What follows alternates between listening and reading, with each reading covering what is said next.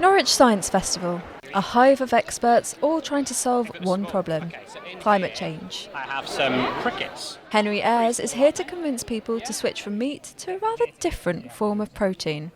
Yeah, so crickets are really healthy for you, and other insects too. So they're really high in protein. That's the key health benefit. About 70 to 74% high in protein.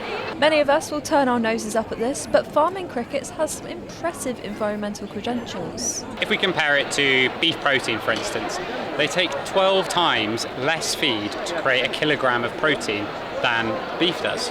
And they take 2,000 times less water and 100 times less greenhouse gas emissions. That's loads, 100 times less greenhouse gas emissions to create a kilogram of cricket protein than beef protein. So you say that it's mostly going into pet food at the moment. How soon do you think we'll be eating it as humans? That's a great question. Well, judging by the response today, sooner than I had originally thought. It's clear Henry thinks eating insects is the future, but what's so wrong with eating meat?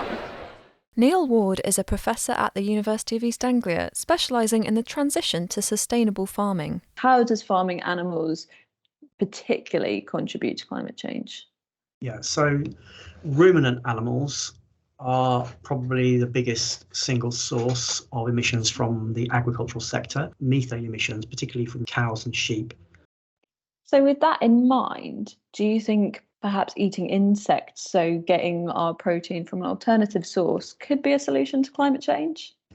Yeah, this is another quite sort of politically and socially sort of sensitive and delicate issue in this challenge about diet change. So, yeah, I guess there's probably a set of issues around public acceptability and, whether people might be able to develop an appetite for other sorts of proteins. Many Asian countries already include insects in their everyday diet, but is Britain open-minded enough to eat bugs for breakfast? Head chef Francis Wolfe, whose restaurant menu has included insects in the past, thinks we are.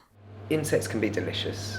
There are some that are objectively flavourful and delicious, and I'm sure there's a whole wealth of insect that we haven't tried or used.